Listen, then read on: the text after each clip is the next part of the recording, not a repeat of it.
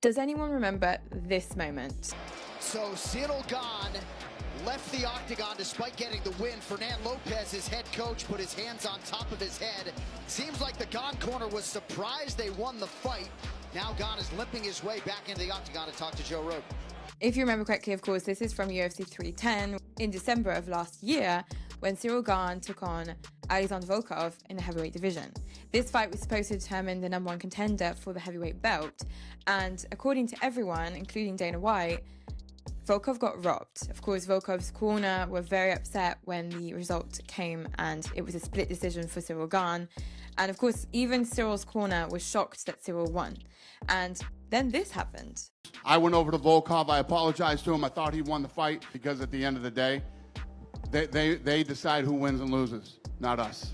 Of course, Ciryl Gane holds his hand up high and says, I know I didn't win that fight. He knows he didn't win that fight. And one thing is for sure, is that after the fight, Dana White, he believed that Volkov truly won that fight. He told Volkov, don't worry, I've got you. I'll put this right. I'll put this right. And in saying I'll put this right, I initially believed he was going to give Volkov the next title shot, which is never what happened because look at what just was announced yesterday. Look at what just got announced for the next heavyweight title bout against Tom Aspinall. Ciryl Gane, #1 contender in the heavyweight division.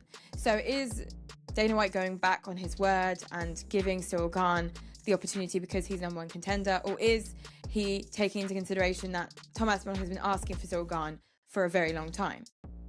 In any case, I think it was a robbery for Volkov. In the terms of the fight, it was a robbery, and the fact that he's having to take on Jason Almeida on the same night that Tom Aspinall is taking on Ciryl Gane, when he should have been in that position. It should have been Jason Almeida versus Ciryl Gane and Tom Aspinall versus Alexander Volkov, not the other way around, if Dana White actually put things right for Alexander Volkov. He did not make it right by Alexander Volkov. Of course, if Alexander Volkov wins his fight on the 25th of October this year in Abu Dhabi, then he will be #1 contender for the next title shot, and depending on who wins between Tom Aspinall and Ciryl Gane, he will be able to fight the winner of that fight. He has, of course, fought both guys, and he's lost to both of them, so he's got a lot to prove. But do you feel like the UFC did Volkov wrong, or do you think that they're just doing things by the books?